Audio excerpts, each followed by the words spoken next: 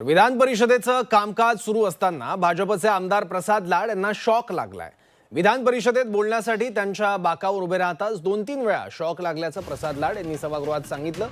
मला काही झालं तर राज्याचं नुकसान होईल असा मिश्किल टोलाही प्रसाद लाड यांनी शॉक लागताच सभागृहात बोलून दाखवला। यानंतर प्रवीण दरेकर आणि अनिल परब यांनी लाड यांची चांगलीच मस्करी केली।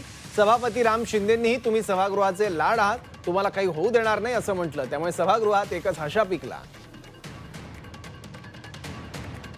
थोडंसं सांगून अर्थिंगची जरा व्यवस्था कालही मी सांगितलं होतं, कारण शॉक लागून काय झालं तर राज्याचं नुकसान होईल मला काय झालं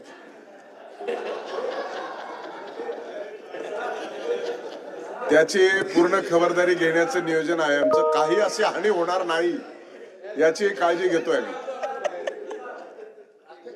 साहेब सभापती महोदय असे मित्र असतील तर मग बघा विरोधक बाजू घेतात आणि हा म्हणतो पुतळा मानतो।